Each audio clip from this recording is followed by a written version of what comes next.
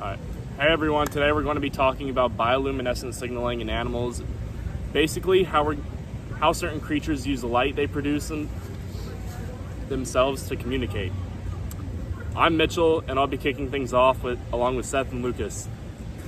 What exactly is bioluminescent signaling? At its core, it's when an animal produces a light through a chemical reaction happening inside its own body. Think about fireflies.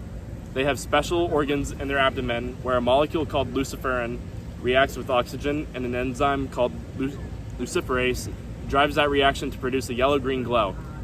What's really cool is that the firefly can actually control this light precisely, creating specific flash patterns.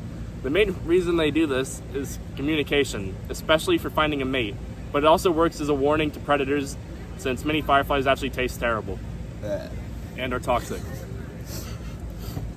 Now let's talk about how this behavior actually functions across different animals, because the purpose really depends on where the animal lives. In the deep ocean, sunlight basically disappears below about 1,000 meters, so bioluminescence becomes a necessity. Deep sea fish use it to navigate, follow other members of their school, lure in prey, like the anglerfish does with that iconic dangling light, and even confuse predators. On land, fireflies use their flash as a mating call. A male starts with a specific flashing pattern, and an interested female flashes back. If she's not interested, she just ignores it. And beyond mating, the light actually protects fireflies. Predators have learned to associate that glow with the toxic chemical inside them. Gotta give it a minute. Let's get into the science of how bioluminescence actually works at the chemical level. It's a form of chemiluminescence, meaning light produced by a chemical reaction, but it happens inside a living organism. One thing that makes it unique is that it's incredibly efficient. Less than 20% of the energy produces heat, so it's often called cold light. The two key chemicals involved are luciferin and a photoprotein. Luciferin is a substrate, and the color of the light actually depends on how those luciferin molecules are arranged. The enzyme luciferase acts as a catalyst, helping oxygen bind to luciferin. That reaction produces a byproduct called oxyluciferin, and more importantly, it produces light. Animals either synthesize these chemicals themselves or obtain them through their diet or symbiotic relations with other organisms. So now that we understand how it works, why did this trait evolve in the first place? Bioluminescence was strongly favored by natural selection because it helps animals survive and reproduce. Animals that can produce light have real advantages, like they can often startle confused predators and sometimes use a technique called counter-illumination, where they can match ambient light around them to eventually disappear. It also drastically improves mating success. Fireflies are a great example. Females only respond to a certain flash pattern of their own species, so glowing helps males find the right pattern in the dark and not waste energy signaling to the wrong species. And for predators like the anglerfish, bioluminescence is a hunting tool. Luring prey right to them gives them a major feeding advantage. On this next slide, the diagram shows a really interesting example of bioluminescence in dinoflagellates. Those are little tiny marine organisms. What happens is the movement in the water, like a wave or even a swimmer passing by, creates an action, a potential that signals like an electrical current in the organism. That signal travels along the membrane of the structures called scintillions, which contain luciferase. The signal opens up proton channels, protons rush in and interact with luciferase, and boom, a flash of light. It's incredibly fast, mechanical response to physical disturbance, which is why you sometimes see the ocean glow when waves crash at night. The triggers for bioluminescence really vary depending on the situation. One of the common triggers is the presence of the same species. Whether mating or general social interaction, in deep sea fish, you can't just rely on a natural light to read body language. Special light organisms called photopores activate so fish can see each other and communicate patterns. Another big trigger is the presence of a predator. The threat alone can cause defensive flashing, or actually the opposite, the dimming to light to hide. Then there's the hunting trigger.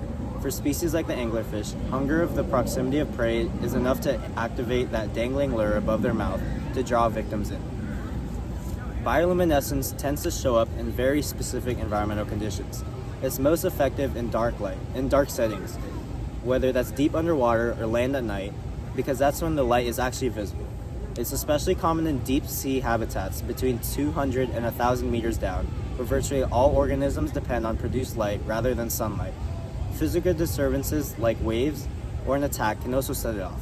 Some plankton fish, when disturbed, to startle a predator or interestingly, to attract a bigger predator that might scare off the first one away.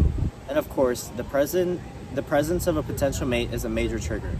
That's where fireflies' precise timing comes in. Something really fascinating about bioluminescence signaling is that it's primarily an innate behavior. It's hardwired into the animal's genetics. Fireflies don't learn their flash patterns from watching other fireflies. They're born knowing how to do it. That said, the environment does play a role in how this behavior is expressed. Things like temperature, the amount of ambient light, and habitat conditions can affect how often or how effectively the signals appear. So the core behavior is inherited, but external conditions can fine-tune it. Now let's weigh the pros and cons of bioluminescence as a survival strategy. Because like any adaptation, it comes with its trade-offs. The advantages are pretty significant. First, it boosts reproductive success. Fireflies can identify their own species through species-specific flash patterns, which means more precise, successful mating. Second, it provides a unique form of camouflage.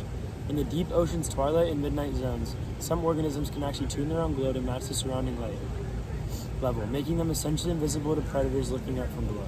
Third, for fireflies, glowing is also a form of chemical advertisement. It signals to predators that they're toxic, so many predators just avoid them entirely. And finally, for hunters like the anglerfish, bioluminescence is a passive lure.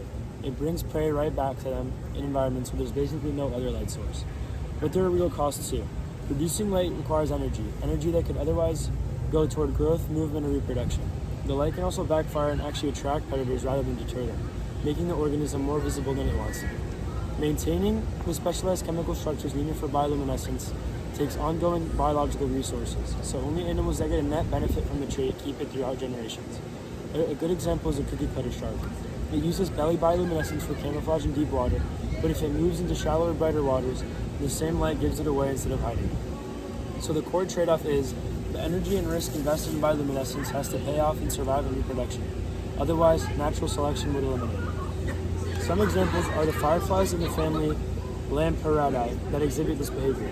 For example, Photonus pyralis uses a distinct flash pattern during courtship. Males fly at dusk and emit a series of timed flashes, while females remain stationary on vegetation and respond with their own flashes after a specific delay.